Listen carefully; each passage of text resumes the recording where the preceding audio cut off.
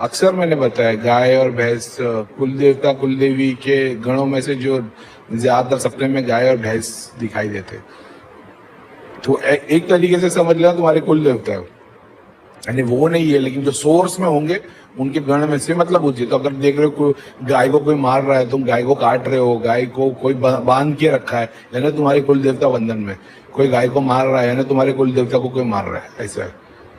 तो ये यानी फिर तुमको कुल देवता पे काम करना पड़ेगा, पितरों पे नहीं, घर के प्रेतों में नहीं, समझ लो। तो ये वो वाली कैटेगरी है।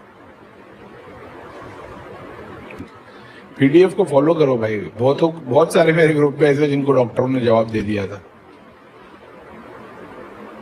खाली घर से तुमने पीडीएफ के अकॉर्डिंग सब कुछ चीज निकाल दी, एक भगवान की फोटो लगाई, भाई तुम्हारी 90% प्रॉब्लम सॉल्व हो जाएगी। और फिर अगर तकलीफ आ रही है तो फिर घर में कोई ना कोई चीज होगी, ढूंढना, कबर्ड में, पसारे में, मालिये पे कुछ ना कुछ रखा होगा तुमने। जितना ज्यादा क्लीन करोगे तुम्हारा फायदा ही होगा, नुकसान किसी का नहीं होगा।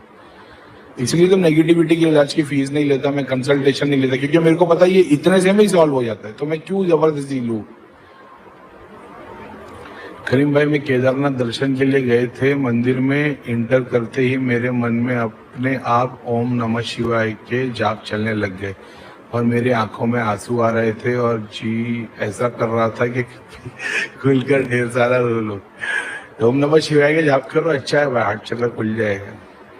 यानी अगर किसी ने आप पे चुड़ैल भेज दी तो नाभि के नीचे बैठेगी, लेकिन आप जाप ध्यान करते तो पूरी व्हाइट कलर की हो जाएगी, और व्हाइट कलर की हो जाएगी या देवी तत्व कलरिंग हो जाएगी। लेकिन बहुत बार ऐसा होगा क्योंकि वो पंडित या वो तांत्रिक जिंदा है, क्रिया करता है, तो आप पर घड़ी घड़ी इम्पैक्ट पड़ेगा, लेकिन नेगेटिव इम्पैक्ट नहीं होगा। तो कभी कभी वो फिजिकली तुम्हारे को रियलाइज करवाएगी, वाइब्रेशन दिलेगी ऐसे। और फोरहेड पे जो हो रहा है तो घर में धागा ताबीज यंत्र से कुछ, मेरे को तो ऐसा लग रहा है कुछ गले में पहना हुआ है धागा ताबीज यंत्र टाइप, रुद्राक्ष जैसे।